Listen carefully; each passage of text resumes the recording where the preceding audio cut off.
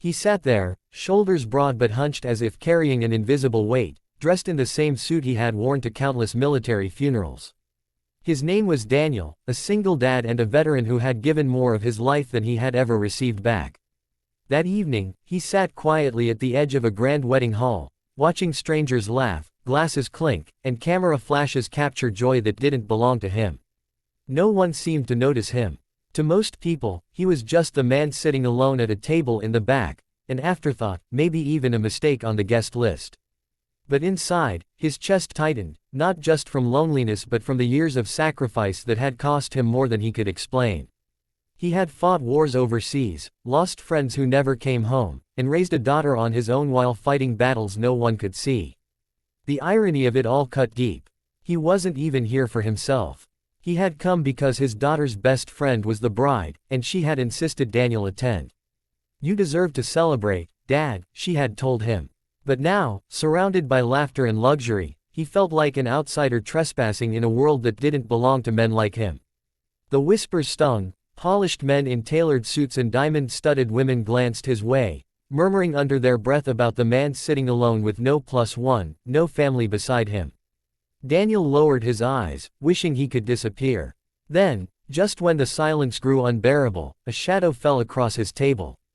A woman in an emerald dress, commanding and radiant, leaned down and whispered so softly he almost thought he imagined it, "Pretend you're with me."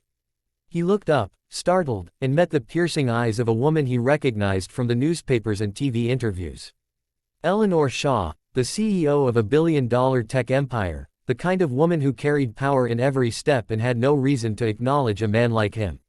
Yet here she was, sliding gracefully into the chair beside him, her hand brushing against his as if they were more than strangers. At first, Daniel stiffened. "I don't think," he began, but she cut him off with a smile so poised it silenced him. "They're staring at you," she said, glancing toward the crowd. "And they're staring at me. If we sit alone, they'll keep whispering. But if we sit together, maybe they'll stop." Daniel wanted to argue, but the warmth of her presence, the confidence in her voice, made something inside him ease for the first time that night.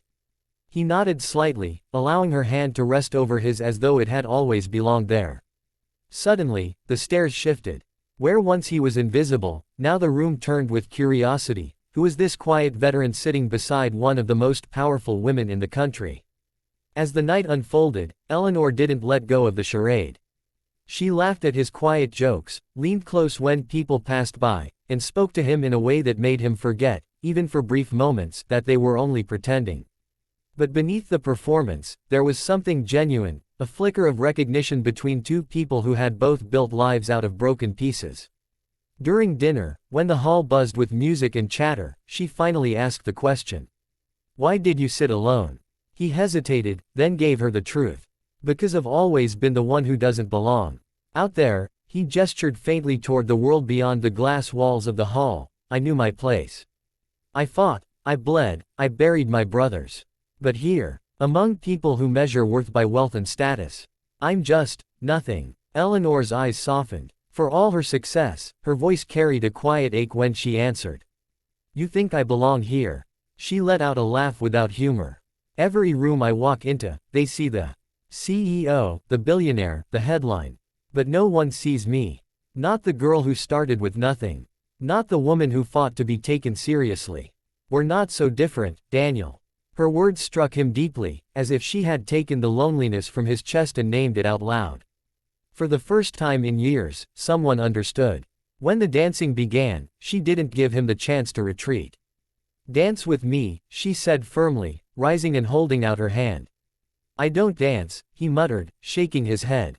"Then let's just stand there together," she replied. "Pretend we belong." And so he did. He took her hand, and under the shimmering lights, they moved awkwardly at first, then slowly found a rhythm. Daniel wasn't graceful, but she didn't care. To the guests watching, they looked like a couple lost in their own world. To Daniel, it felt like a lifeline, a reminder that he was more than the shadows of his past. But the night wasn't without challenge. A sharp voice interrupted them. "Marcus, Eleanor's business rival, a man slick with arrogance and wealth." "Interesting choice of date, Eleanor," he sneered, glancing at Daniel with disdain. "Didn't realize you were recruiting from the charity table." Daniel felt the old anger rise, the same heat that once carried him through battles. He was ready to walk away, to avoid making a scene, but Eleanor tightened her grip on his hand.